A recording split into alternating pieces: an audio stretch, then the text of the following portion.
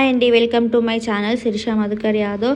అందరు ఎలా ఉన్నారు? నేనైతే బాగున్నాను. మీరు ఎలా ఉన్నారో కమెంట్ సెక్షన్లో షేర్ చేయండి. ఇంతకీ ఈ వ్లాగ్ ఏంటనుకుంటున్నారు? అన్నయ్య ఆస్ట్రేలియా నుంచి వచ్చాడు కదా, ఇక పోచం పండుగ స్టార్ట్ అయిందన్నమాట. ఇక్కడ మేము కుండలు తీసుకురావడానికి కుమ్మరి వాళ్ళ ఇంటికి వెళ్తున్నాము. నేను మా చిన్నత్తమ్మ అత్తయ్య వెళ్ళాము. మా దగ్గర అయితే మార్నింగే కుమ్మరి వాళ్ళ ఇంటికి వెళ్ళేసి కుండలు తీసుకొని వచ్చి దాంట్లోనే బోనం అండి దేవుళ్ళకి చూపిస్తామన్నమాట. మీ సైడ్ ఎలా ఉందో ఒకసారి కమెంట్ సెక్షన్లో షేర్ చేయండి. ఇక్కడైతే మేము కుండలు అవన్నీ తీసుకొని ఇంటికి స్టార్ట్ అయినాము. ఇంటికి స్టార్ట్ అయిన తర్వాత ఒక 2 కుండలు తీసుకొచ్చినాం కదా, అవి 2 దేవుళ్ళ దగ్గరికి షిఫ్ట్ అయినాం అన్నమాట. మేము వచ్చేసి ఇక్కడ నిర్మల్లో ఉన్న మహాలక్ష్మి టెంపుల్ దగ్గరికి వెళ్ళాము. ఇంకొక వాళ్ళు వచ్చేసి ఊర్లో ఉన్న ముత్యాలమ్మ వాళ్ళ దగ్గరికి వెళ్ళారు. ఇక్కడికి నేను, మా వదిన, అత్తమ్మ, చిన్నత్తయ్య అందరం వచ్చినాము. ఇక్కడ మా పాప చూడండి టెంపుల్లో బాగా ఎంజాయ్ చేసింది. అమ్మవారు మాత్రం ఎంత బాగుందో చూడడానికి 2 కళ్ళు సరిపోలేదు. కొద్దిసేపు చూస్తూ ఉండిపోయాము.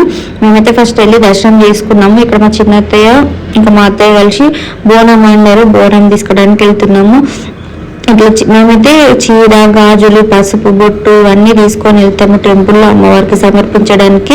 ఇక్కడ అదే వేస్తున్నాము. అమ్మవారికి చీర, గాజులు అవన్నీ ఎక్కిస్తున్నాము. పంతులు మాత్రం మంచి ఎక్స్ప్లెయిన్ ఏమేమి వేయాలి, ఎట్లా వేయాలని చెప్పి.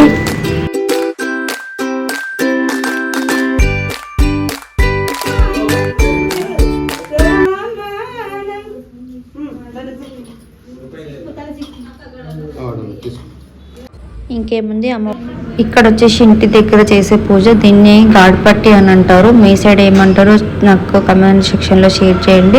ఇక్కడ కూడా నైవేద్యం బోనం పెట్టేసి ఇంట్లో ఈ గాడ్పట్టి వచ్చేసి ఒక మేకని అట్లా పోసారన్నమాట.